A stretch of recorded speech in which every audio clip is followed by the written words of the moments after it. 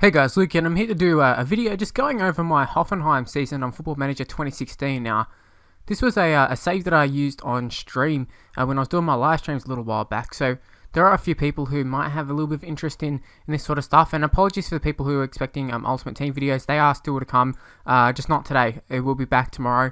I'm just having a little bit of a break in there. Got to play some more games, but I just finished my well, I haven't just finished it, but I finished it yesterday or whatever, and we're sort of starting to get into the second season with transfers and that sort of stuff. You can see 1st of July transfer window open, and I thought, why not do a bit of a recap of how the last season went? Because when when I was streaming it and stuff, it didn't look like I was going too well, and yeah, we weren't really sure exactly how we're gonna how we're gonna go that season, because it wasn't looking great at parts. But let's have a look at the last season. So I can't remember if I streamed every single game, but I know the last one I streamed was a Bayern Munich win. That one right there, I think it was. I think we won on penalties. I think that was it. So that was the last game that I streamed. So there was a whole bunch of games there, obviously, that you can see that we played, and you can see there's a lot of losses up to that point. And yeah, we were not good. There was a lot of injuries. Couldn't really work out the formation.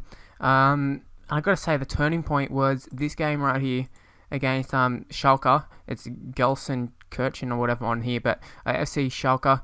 I think that's the name. I know it's definitely Schalke, but it was a 1-1 draw. You might be thinking, what really happened in that game? Now, I'll go to the tactics. I wanted to do a pressing formation, but I was never really sure exactly how to do it. Wow, formation's gone all weird. And yeah, I wasn't really sure on what sort of formation was the best. But you can see here, I still had the same sort of, the two wingers and that sort of stuff. The only thing I changed was I wanted inside forwards. I wanted Vollen and Schmid to be inside forwards there, and I wanted to have pretty much a destroyer, and I think, is this the right one? Swagler. Oops, wrong one. Polanski and Swagler, they were swapped over, and we had Polanski, because Rudy got hurt.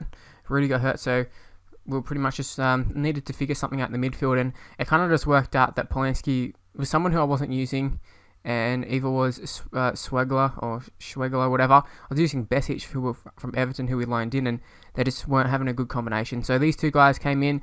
They usually, I think they must have been starters. I think can't remember which one is the captain. One of the two is the captain, possibly Schwegler, whatever. But yeah, Polanski, I think we had him as the dominator, to be just smashing people. You can see marking and tackling is very, very good there. And he was just going around winning the ball, and we had someone who could play some passes. Mayer, hot and cold, but Vollen, really, really good. Schmidt, really, really good. Another thing that helped us was some transfers. We'll go to the transfers from last season, because there's some pretty big ones. If I can find, there we go. So what happened was, in January, I think Strobel left, possibly. He might have left earlier. But a lot of people went on loan. Jolinton, Kiriani left. I think this guy left. This guy left in January, I think. But Vilhena, we sent him on loan. He just wasn't getting enough game time. And Lacadia, he was okay, but I'd prefer him to be getting, guaranteed game time consistently. And it just wasn't happening here. With the money that we freed up, we cancelled the Besic loan, which helped a lot. Same with the closed loan, we got rid of him. We brought in Derm. We have an option to actually buy him next season. We got like a 2-year loan or whatever. He actually is quite good. He's probably my first choice right back at the moment. Yeah, he's really, really good in my opinion. And we brought in Remy, who changed it completely. We look at his stats. He was 16 games, 10 goals, 2 assists. He was really, really good. Funnily enough, a lot of the times he was not like concentrating or that sort of stuff, but he'd always pop up in the right places. He did blow a lot of chances. But yeah, and we did bring in a backup goalkeepers. We needed another keeper, and another big help was Chirichez. Now, he wasn't the best by any means, but he was decent enough to fill in the centre back position. So there he was, the second highest rated, and Shah just not quite ready, I don't think, to be the main centre back. But he did pretty good, although the fans and all that were quite disappointed with his form and that sort of stuff. But I thought he was pretty decent. Another big thing that helped me was obviously I did change tactics and that sort of stuff, but I Before I was just using the key highlights. This time I started using the extended highlights so I can get more of a grip of how the game's going, that sort of stuff, and I thought that worked amazingly. Now, where do we finish? Gotta find it. Can we find it? Possibly we can. Let's try and have a look, see if we can find it. I do sort of remember where we finished. Fixtures? No, that's not it. Anyways, is this it? No. Oh, here we go. This is so we finished in 11th. We were in the top 6 briefly. We were in relegation zone for parts of it. Before that, after that Schalke game, we were in where we had the 1-1 draw. They were talking about maybe sacking us in the media, and the other coach put pressure on us, and then we ended up just fucking them so hard. We smashed that side, and then we went on a pretty good run. But yeah, a lot of good sides. Like, we had pretty solid performances against Bayern and Dortmund. I think we had a win over Dortmund. We got to the semi-finals of the cup competition as well. You see here, we did get knocked out eventually by Dortmund, but we did beat them just before at home. I did find we turned our home ground into a bit of a fortress, which was quite nice. But in Goldstat, that were the team that were talking mad shit about us.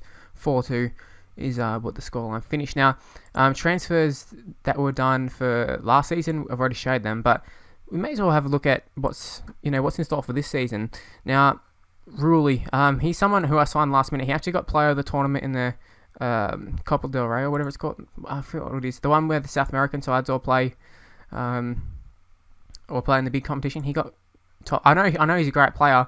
Baumann, he was okay, but I felt just made some really stupid errors, and I thought, Rulli, there's not going to be many opportunities to sign a quality player like him. He's 24 years old, and I know he's going to be a really, really top player. One of the best in the world, I would assume, soon. And salary-wise, I didn't go for him initially because I thought he was asking for 60,000. I didn't bother trying to negotiate, but I got him down to 45,000 with like a very little signing on fee and all that sort of stuff, compared to Baumann, who's on like a few thousand less, which I think I'm going to sell Baumann. Another thing was this Cooker guy. There's a few people we looked at, but he was transfer listed. We brought him in for 2.8 million, which I think is a pretty good deal. He is 29, which is a little bit getting up there, but I think he perfectly suits that ball-winning midfielder, which I talked about before. I needed a destroyer, and I should mention we were going really, really good, and then we sort of dropped off a little bit when Polenzi got injured because we didn't have anybody like him. Now Rudy was back, and we tried to swap Swegler or whatever his name into that position where Polenski was, and it just didn't work. I did try. I think it was Amari, I think his name was. He was actually more of a cam, but we tried him in there just because of work rate. I wanted someone who would just keep running, and it kind of worked. It worked a lot better than Rudy, but he also got injured. And yeah, Rudy, I'm not really a huge fan of him, but we did re-sign him because he was coming off contract, but Barcelona interested in signing him possibly. So hopefully an offer sort of comes in for him. I'd be okay with that. But yeah, this guy, he looks to be good. I don't know if he'll be a first team or a backup. We did sign him on the basis that he'll be a first team, but I don't really go much by that. And this Philippe guy, it was just another centre back because obviously Chiric has gone back to his normal club, and we need someone a little bit better than Shah. And this guy was nice and cheap, 27 years old. He's Brazilian, and he kind of had some pretty good stats for that position. If we just highlight, it's already highlighted, I should say. He's pretty decent in all those key areas, which is what I like. Now, formation-wise, I think it's going to be the same. There are a whole bunch of people who we're looking to bring in, possibly on free transfers. Samba's someone, I don't know exactly how good he is. He does look pretty decent, but I'd like to see. I've offered him I've offered a whole people a bunch of contracts to come have a bit of a trial. Mustafa's another one for the cam position. Boateng another one. Bangura possibly. This guy, I'm pretty keen to sign him on loan with the option to buy for 3 million. He does look to be very good. Best centre back in the club possibly by a few different people. So pretty happy about that. Also, I did go over the staff and get rid of a whole bunch of staff, but I won't get into that. But basically, went from having pretty average staff to having one of the best, which is quite good in my eyes. Trying to think if there's anything else to really say. I don't think there is. Oh, one thing actually, Kevin Volland. We'll find him. You can see there, worth 20.5 million. At the start of the last season, you might have seen I had an offer for him.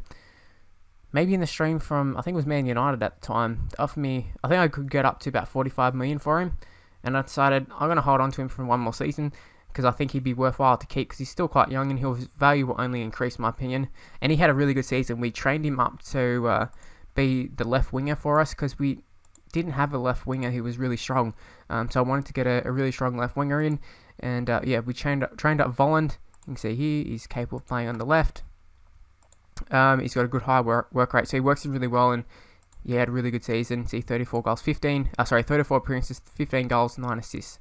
Really good stuff. We actually got an offer from Tottenham, and I got up to 50 million, and I didn't expect them to accept it. It was the first thing. I didn't negotiate many times. I just said 50 million, with 30 million by, like, 30 million initially, and then, like, 20 million in, like, over 24 months or 12 months or something. And they just, like, straight up accepted, and I was like, shit, don't want to sell him.